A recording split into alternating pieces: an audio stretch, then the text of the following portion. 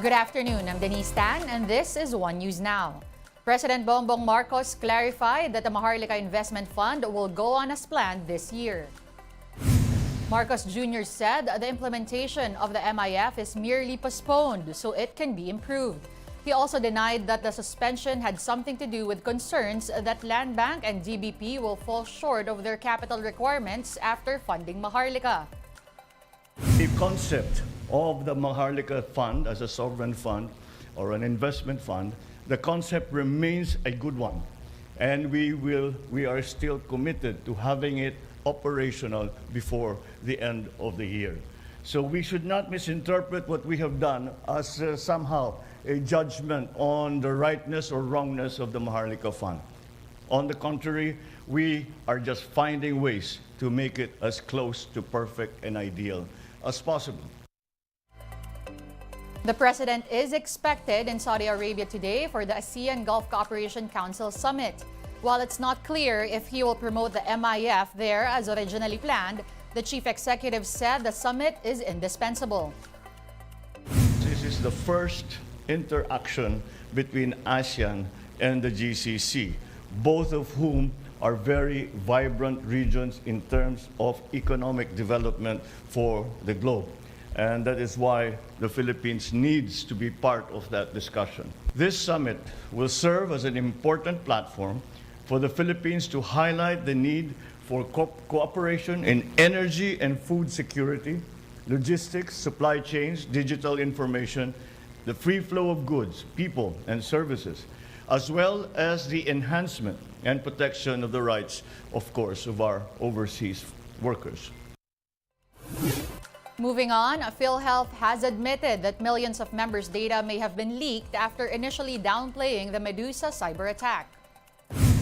The state health insurer previously insisted that their database was quote-unquote intact. But now they are saying that information from 13 to 20 million users could have been compromised. PhilHealth said this figure is just an estimate and that they are checking for duplicates. We hope that you have taken the precautionary measures that we have indicated in our public notification po. What we can only do is really notify them on the data that were leaked so that they can be made aware of what they need to do. Time to take a quick break. One News Now will be back with more stories after that. Stay with us.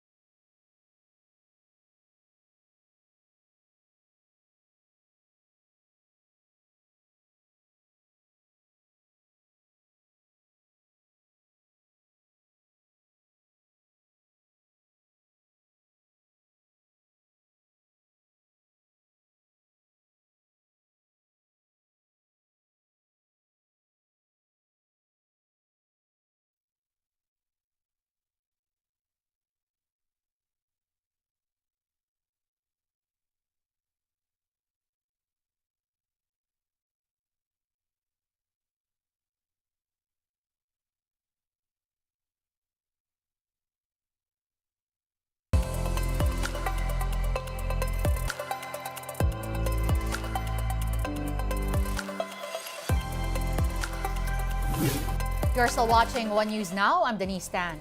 The Department of Foreign Affairs has reported a fourth Filipino fatality in the Israel-Hamas war. DFA Secretary Enrique Manalo said that they received confirmation of another death from the Israeli government. Manalo said they are withholding any information about the victim's identity for now.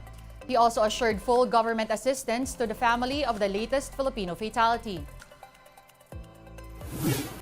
18 students who trained in Israel are now back in the Philippines. Some of them witnessed firsthand snippets of atrocities between Israel and militant group Hamas.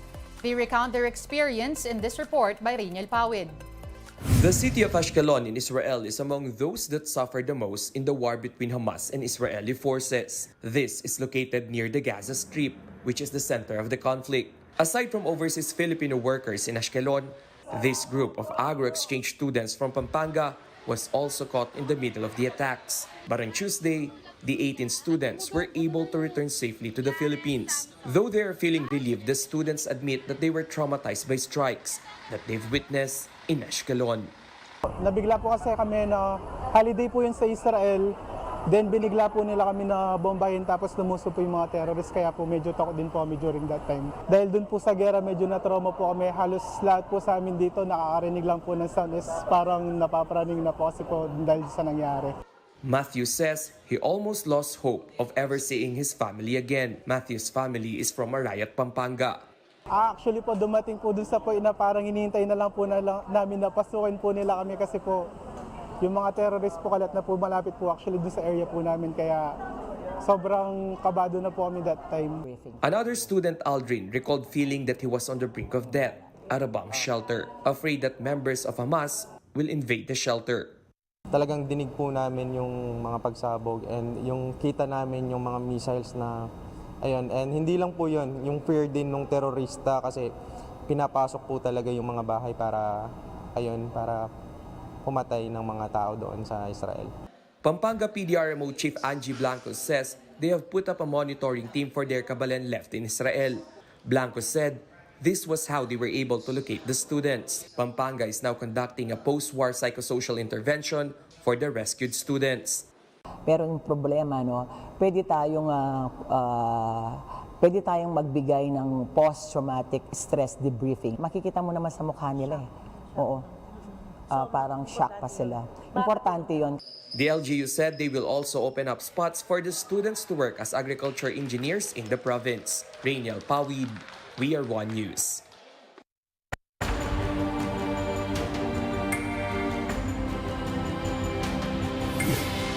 The 10-day campaign period for the Barangay and Sangguniang Kabataan elections begins today.